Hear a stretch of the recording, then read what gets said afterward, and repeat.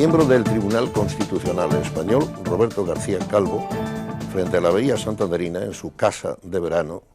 nos recibe para abordar de manera amplia cuestiones relacionadas con la justicia, con la política, con la vida española, con núcleos como las reformas estatutarias y otros aspectos alrededor de un oficio en el que lo ha sido todo. Pero antes hay que hacerle quizás la pregunta más difícil y la obligada. ¿Es muy duro, Roberto García Calvo, vivir siempre con una escolta? Pues si vives acompañado por profesionales, como a mí me ocurre de primera,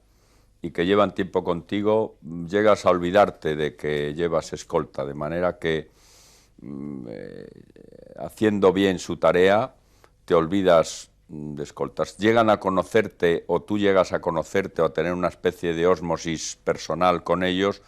que desde que sales por la mañana de casa, pues ya saben hasta si sales de buen humor o si sales de mal humor, incluso sabes también que ellos, con la discreción y la prudencia que les característica, pues te dejan estar a gusto, sencillamente. No te enteras, llega un momento en que no te enteras que llevas escolta permanentemente. Todo lo ha sido Roberto García Calvo en la justicia española, tanto en la carrera fiscal como en la carrera de los otros órdenes de la justicia y de los tribunales. ¿Quiere explicarnos su trayectoria y la singularidad de haber estado en rangos tan diferentes? Bueno, yo ingreso en la carrera fiscal en el año 68, en una oposición de la que soy número 1, y que permitía entonces, porque se hacía la misma oposición para ambas carreras, escoger, según el número que tuvieras, qué carrera era la que preferías. Y yo escogí la carrera fiscal, siendo mi primer destino el de la Fiscalía de la Audiencia de Bilbao. De Bilbao pasé a Almería, porque me tocaba el primer destino en propiedad, y allí estuve 4 o 5 años, hasta que fui nombrado en el primer gobierno de la monarquía gobernador civil de la misma provincia de Almería, a la que yo quise ir expresamente porque me daban a escoger entre Pontevedra y Almería, pero yo la provincia de Almería había vivido 4 años o 5 y la conocía a la perfección, casi pisada pueblo a pueblo, ¿no? No solo porque me gustaba la zona, sino porque por mi afición a la caza la había recorrido en casi toda su extensión. Seguidamente vuelvo a Madrid y me reincorporo a la carrera fiscal y paso a ser fiscal de la Sala Segunda del Tribunal Supremo, y estando entonces en esa carrera, previamente 2 años antes he sido magistrado de trabajo y estoy en Madrid también unos cuantos años de magistrado de trabajo hasta que asciendo a magistrado del Tribunal Central de Trabajo, que luego se extingue, que era el tribunal especialista en lo laboral de máximo rango que había entonces. Estando en el Tribunal Central de Trabajo, soy designado vocal del Consejo General del Poder Judicial, puesto en el que permanezco 2 de los 5 años de mandato,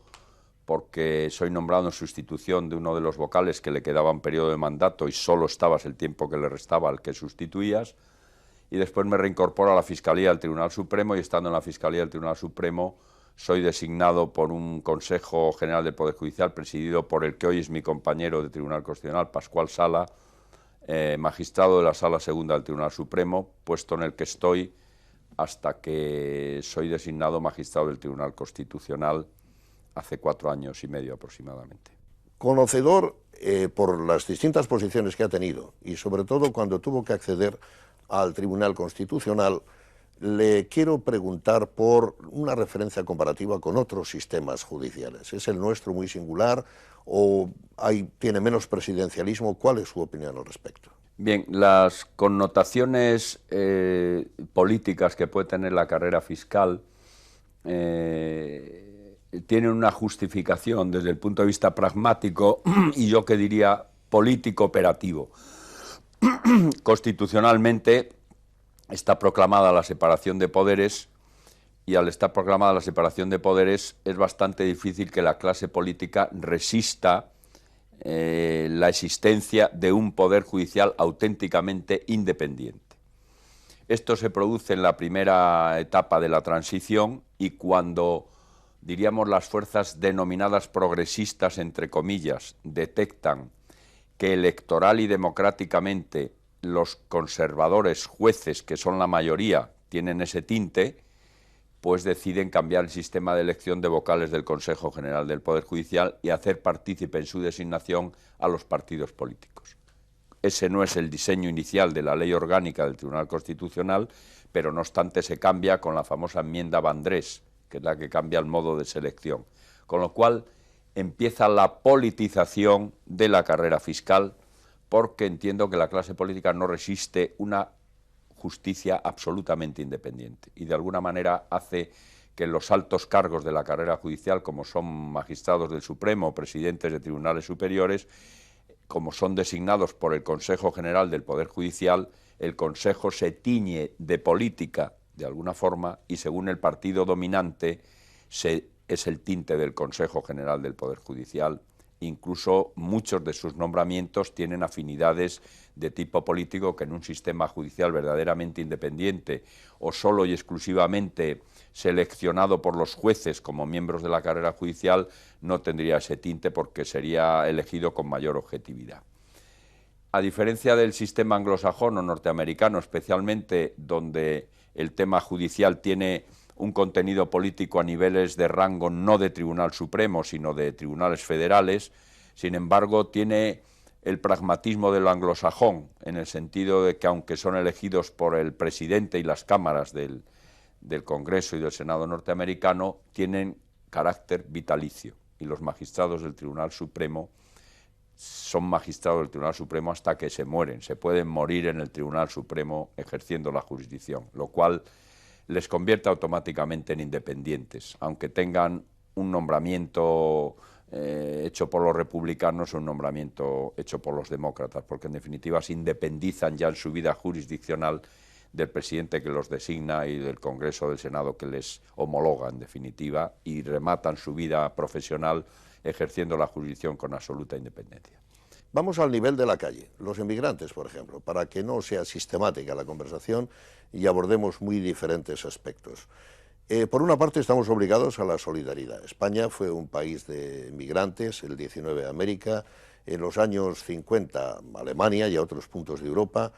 y ahora se ve con frecuencia que hay verdaderas bandas de delincuentes sobre los que a veces hay editoriales y llamamientos a la sociedad española. ¿Cómo debe conjugarse ser generosos en la recepción, por una parte, y razonables con las restricciones que la justicia debe imponer?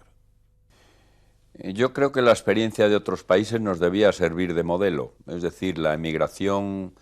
en este sentido, la inmigración en este sentido de países como Alemania o de países como Inglaterra o de países como Francia, que nos llevan años de adelanto en este tema, debía servirnos de modelo para propiciar unas limitaciones a un sistema migratorio que propicia la llegada con la Europa libre y sin fronteras pues de auténticos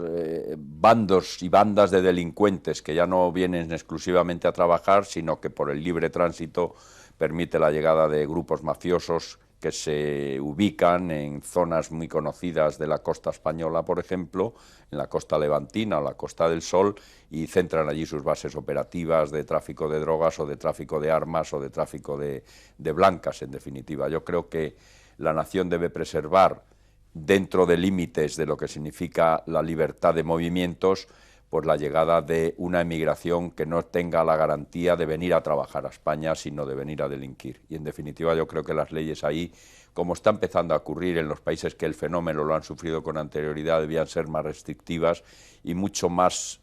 tamizado el filtro que se exige para la entrada en una nación como la nuestra. Y desde luego propiciar la expulsión inmediata de aquellos extranjeros que con antecedentes o con actividades delictivas o próximas al mundo delictivo pues campan por sus respetos hoy en España. Yo detecto como Madrid está dejando de ser el Madrid de siempre y hay zonas y barrios de Madrid que estamos viendo que ya no son Madrid, que son una parte de Rumanía o una parte de Ecuador o de Quito o de Lima o de Perú, y donde están ubicados ya y centralizados docenas de migrantes clandestinos que viven en la calle, que son los que propician numerosas peleas. Eso no quiere decir que todos los que vengan no sean delincuentes, pero sí hay un grupo que al par y al pairo de esa libertad de movimientos, y sobre todo el mundo magrebí con la migración clandestina, están propiciando un estado de opinión que genera xenofobia incluso entre la gente normal que padece pues ataques a sus bienes, a sus propiedades o a sus personas por bandas o crimen organizado o mafioso. En definitiva, yo sería mucho más restrictivo en la llegada de migrantes a España, o por lo menos tamizaría mucho más desde el punto de vista policial o jurisdiccional los antecedentes o modos de vida de este tipo de gente que llega a la nación. Roberto, son en sus manos muchas las decisiones que se toman y que contribuye con otros miembros muy minoritarios de la sociedad a determinar. El poder, visto incluso desde una disciplina como es la lingüística, determina en la pragmática que en los actos de habla, que cuando habla un juez, como un sacerdote, de otra manera, dice yo te condeno y la gente puede ir a la cárcel. Ustedes tienen un poder extralingüístico, son seres originales, pero hay que distinguir la influencia del aspecto coercitivo de lo que es la justicia, el poder mismo. ¿Cómo hay que sentir esa responsabilidad? Primero, con una gran humildad y segundo, con una gran profesionalidad. Si sientes la profesionalidad casi vocacional que es ejercer el mundo de la judicatura, pues realmente no sientes especial consideración de tu propia persona ni del poder que detentas. En definitiva, lo ves como un acto natural de una encomienda que social o sociológicamente se te ha dado para ejercer una función que es necesaria en una sociedad de convivencia, para castigar al que no cumple las reglas de conducta o de convivencia y, de alguna manera, resolver los pleitos pendientes entre los ciudadanos. De manera que yo diría que con gran humildad y a la vez con gran profesionalidad. Con esas dos componentes, el ser juez no es ni más ni menos que otra profesión en la que no puedes tener ni la vanidad del poder de la pluma que condena, ni siquiera tampoco pues la tergiversación de la propia función que uno tiene con el ejercicio de un poder desnivelado de lo que es la propia función jurisdiccional, que es dar la razón a quien la tiene y en definitiva hacer la justicia objetiva. Un importante núcleo de nuestra conversación va a ser esta pregunta. España ha sido muy pensada y repensada, lo que se ha llamado muchas veces el apego al referente,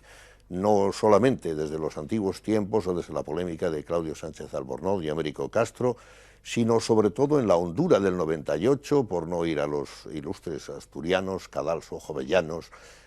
otras gentes que siempre han estado a vueltas, hasta Ortega, con nuestro ser español. Hoy día la asimetría de la que tanto se habla, la fuga en cierta manera que pueden tener las distancias entre unos y otros estatutos autonómicos, piden de alguna manera que exista un límite. ¿Ve usted ese límite? ¿Cuál debe ser ese límite? ¿Realmente no se resolvió el problema izquierda-derecha y ha quedado irresuelto el problema centro-periferia? Yo no creo que sea así, yo creo que casi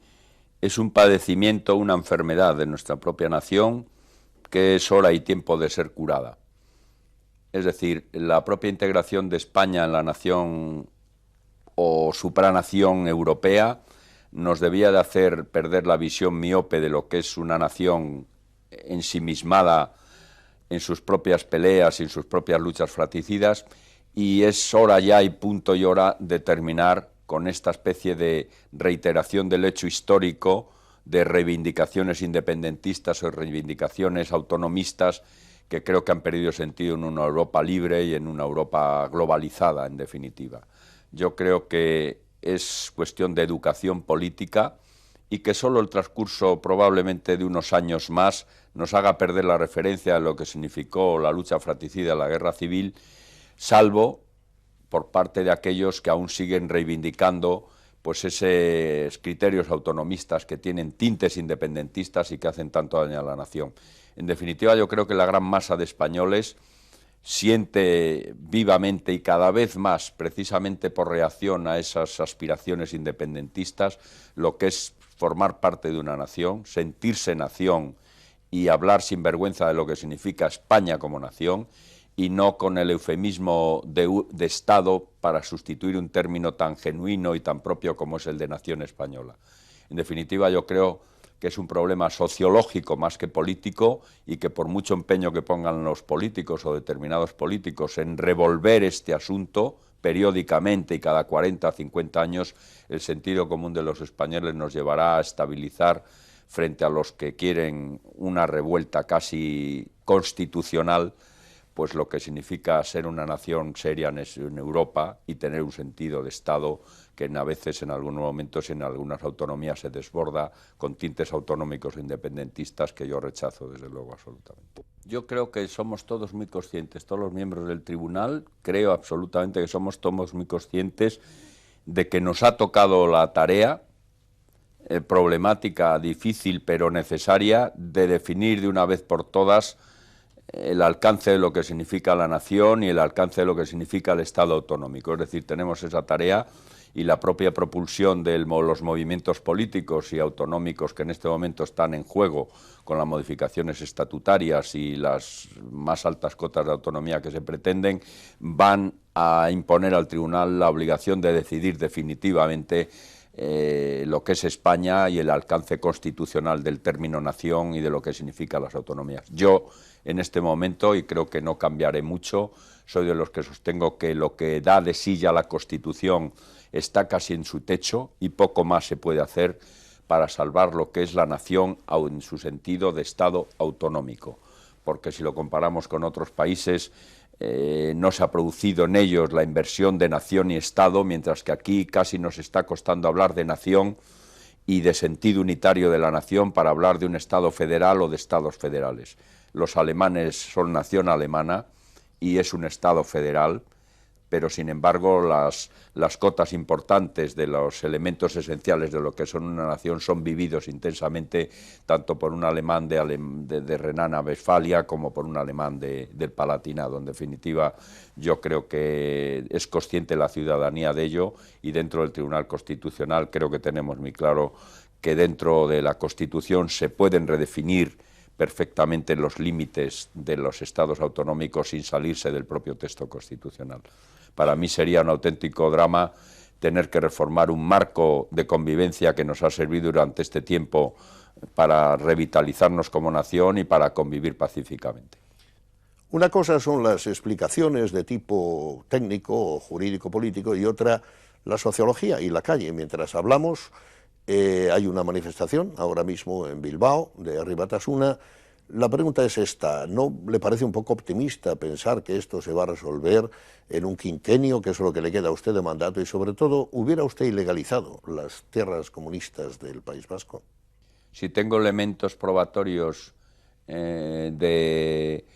actividades inconstitucionales o anticonstitucionales o que se salen del marco de la legalidad vigente, no tengo ningún inconveniente como juez, si ejerciera la jurisdicción, de ilegalizar no solo a este partido, a estos miembros de un grupúsculo político, sino a cualquier otro que quisiera romper ese marco de convivencia que es la Constitución, bajo el señuelo de criterios autonomistas de mayor entidad. Desde luego, las pruebas son esenciales y los criterios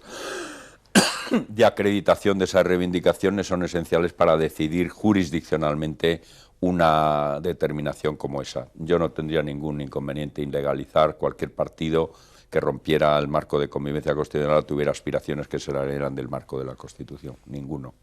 Bajemos un peldaño a otro tipo de cuestión para distensionar un poco.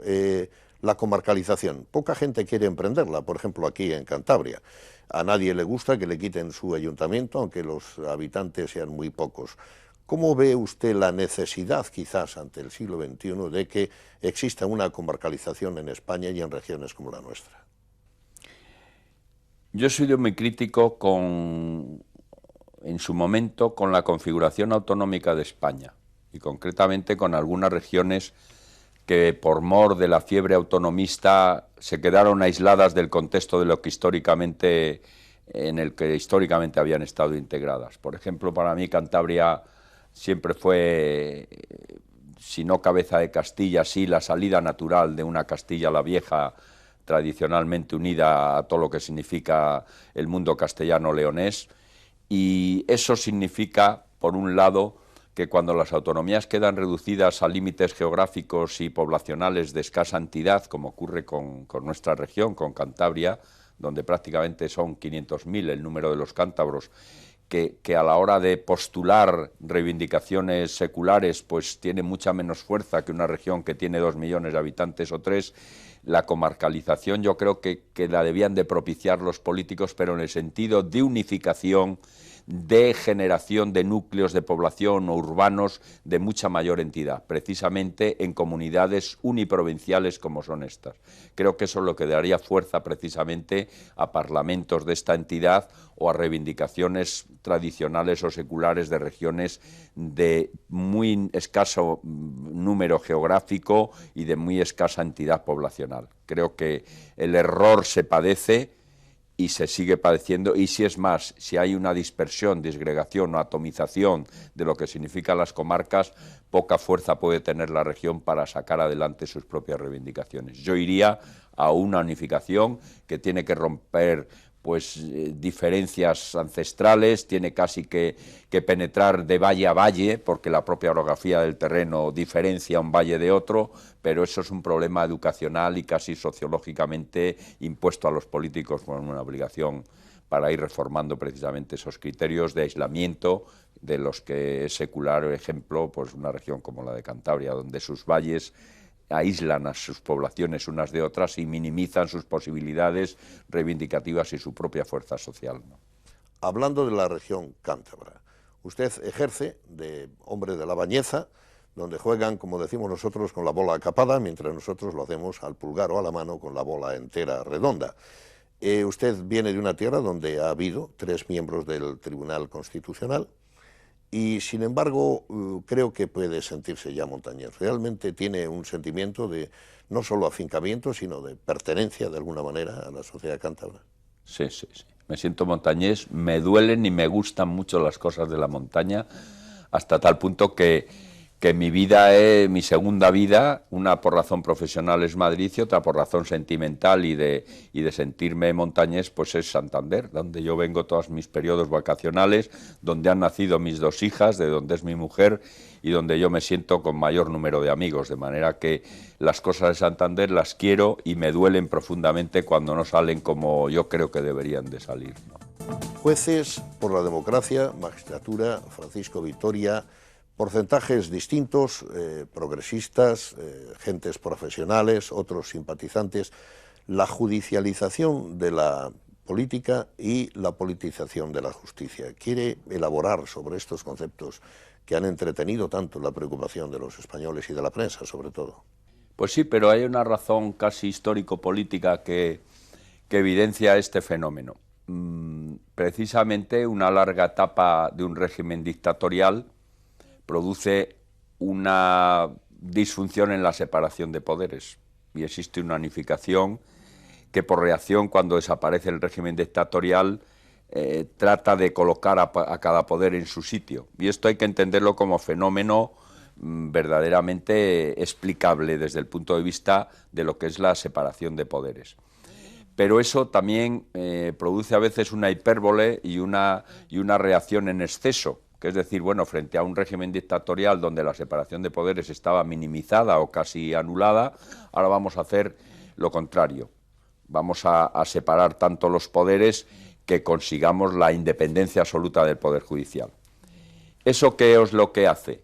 Que como la Casa Judicial de alguna manera vive también intensamente la renovación política que supone el paso de un régimen dictatorial a un régimen democrático, las tendencias que están sociológicamente en la calle también se traspasan a los jueces, que somos hombres o peones de brega igual que los demás, y entonces también la política entra a saco dentro de la judicatura,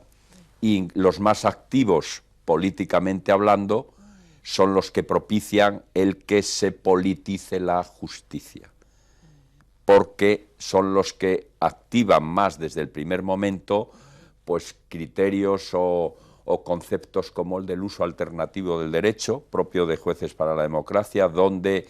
las afinidades, diríamos, políticas se consideran a la hora de tomar decisiones de tipo jurisdiccional que deben de estar exclusivamente presididas por criterios de objetividad, donde casi se trata de compensar desde el punto de vista jurisdiccional las disfunciones o diferencias que hay sociológicamente en una nación, cuando no corresponde a los jueces hacer esa tarea, sino a los propios poderes ejecutivos y legislativos, y entonces se produce una especie de febrícula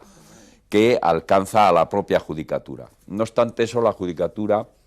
es un cuerpo que por tradición es conservador, incluso la propia función así lo demuestra.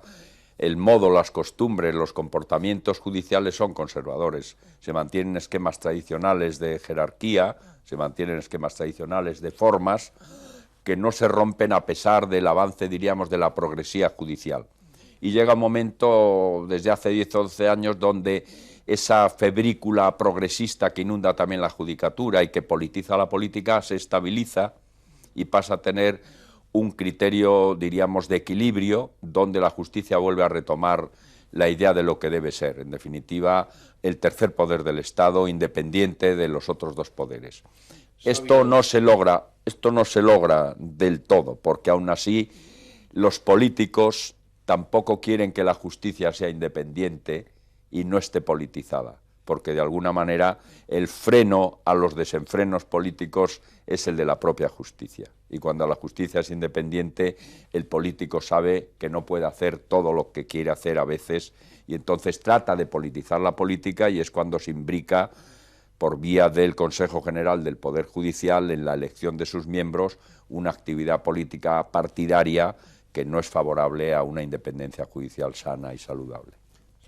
De nuevo un poco el tenor de lo que son los comentarios de la calle. Usted recuerda el comentario que hizo el juez Pacheco de Jerez de la Frontera cuando dijo: la justicia es un cachondeo. ¿Existe alguna justificación posible, no para aceptar esto, pero para entender que esa fuese la percepción?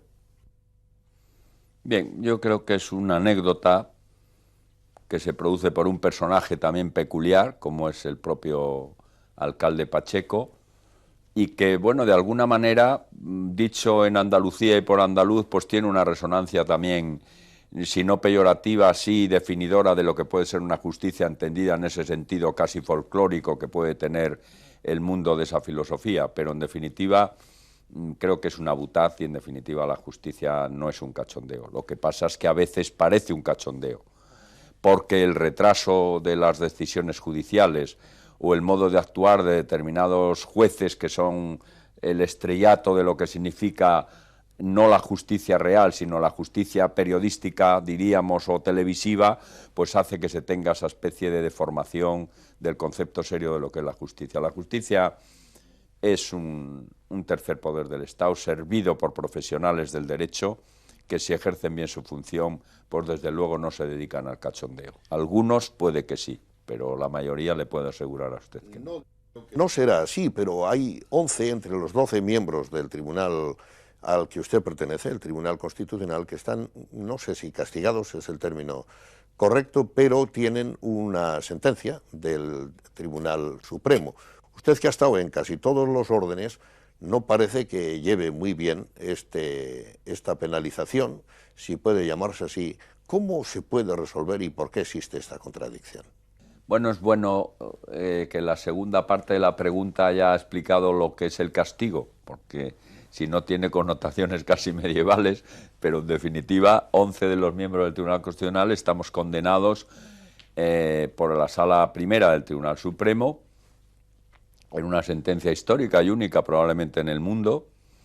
y que está recurrida por nosotros mismos ante los miembros del Tribunal Constitucional que no están afectados por la misma y que fueron los miembros que entraron a formar parte del tribunal en la última renovación. He de decir que yo, que he estado en las dos administraciones de justicia, la constitucional y la ordinaria, entiendo perfectamente, aunque no justifico el comportamiento jurisdiccional de la Sala Primera del Tribunal Supremo. Pero ya había habido un conato de rebeldía, diríamos, frente a la justicia constitucional por parte de alguna sala de gobierno del Tribunal Supremo, siendo presidente del Tribunal Supremo un actual miembro del Tribunal Constitucional, que es Pascual Sala, y que tuvo que parar el envite porque la sala de gobierno del Tribunal Supremo pretendía dirigirse al rey ante la invasión competencial que en sus propios órdenes jurisdiccionales estaba activando el Tribunal Constitucional. No podemos olvidar que el Tribunal Constitucional durante los 25 años de su existencia, excepto los últimos 5 años, ha estado esencialmente dominado, dicho no en el término peyorativo de la palabra, pero sí en el esquemático de su propia composición,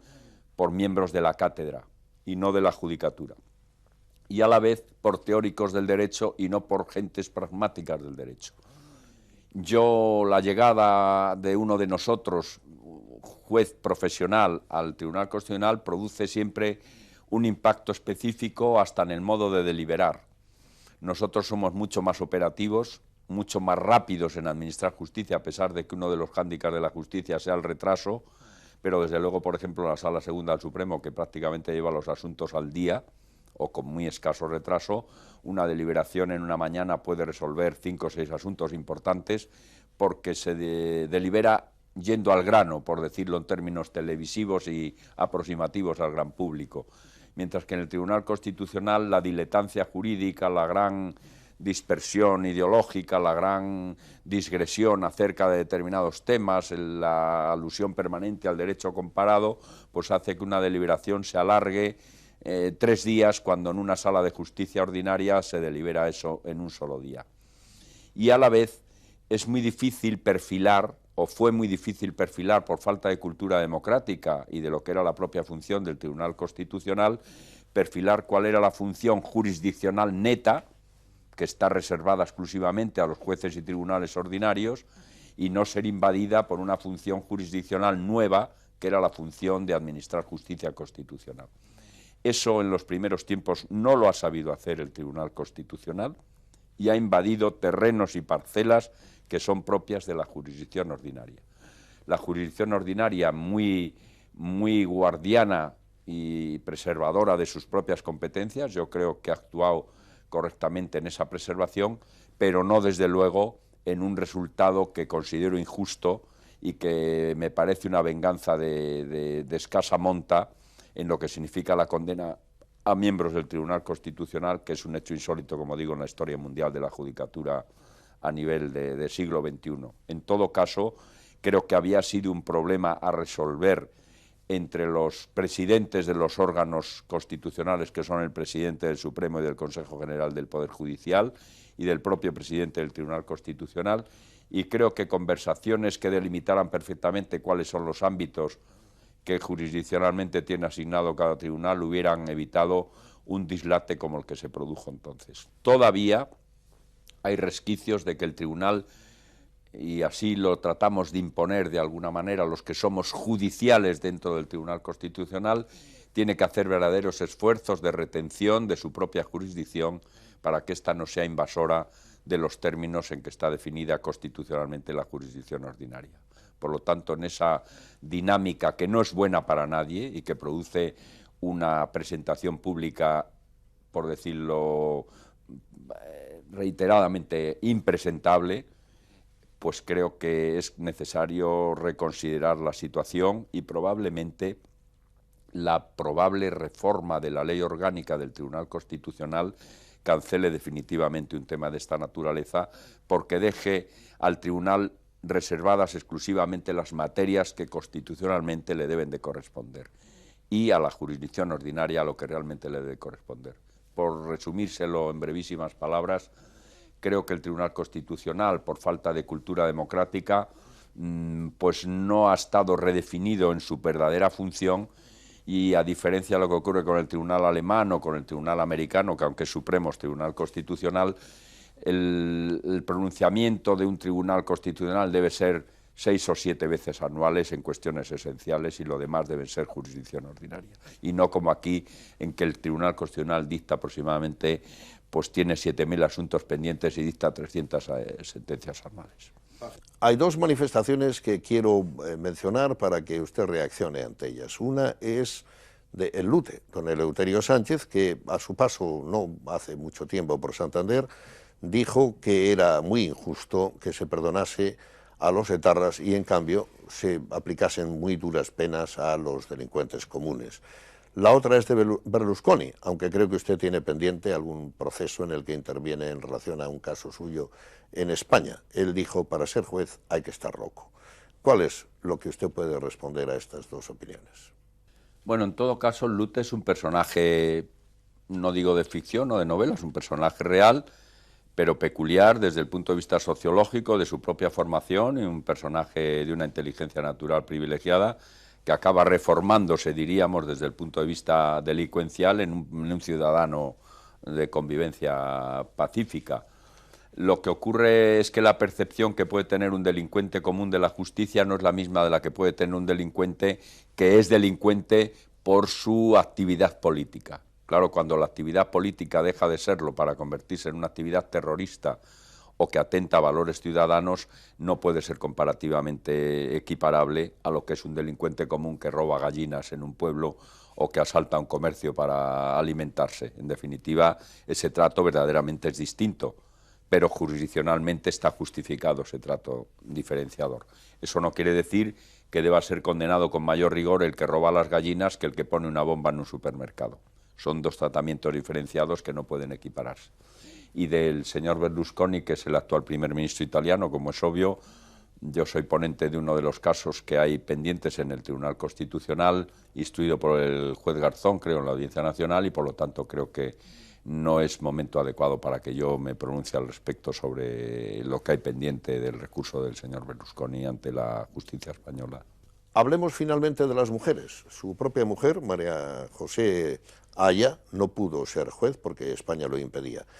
A mí me parece que pudiera ser urgente una revisión constitucional para que si doña Leticia tiene una niña en vez de un niño, alcance las mismas opciones que tienen los hombres bajo la Constitución española. Y por otro lado vemos todos los días en la prensa maltratos reales, es decir, asesinatos, cuando nunca se ha hablado más de las maltratadas. ¿Realmente la mujer está todavía ocupando un segundo lugar en la sociedad española? Yo creo que hasta ahora sí. Cultural y sociológicamente lo ha sido. El mismo hecho que señala usted de mi propia mujer, que solo hace 30 años no haya podido ser juez o profesional de la judicatura, lo indica. Y en segundo lugar, yo en este aspecto pues soy no feminista, sino persona normal. Entiendo que por qué ha de estar limitado la posibilidad de heredar el título de rey a un varón exclusivamente, y no puede ser reina una mujer, cuando los ejemplos históricos indican que ha habido mujeres reinas mucho más capaces y poderosas desde el punto de vista intelectual o de ejercicio del derecho de la política y del gobierno, tanto como los reyes. Por lo tanto, yo en eso estoy abierto, y si me tocara decidir a nivel constitucional la equiparación del hombre y la mujer a los efectos de heredar el título de rey, le daría la razón a la equiparación de ambos sexos. Muchas gracias por recibirnos.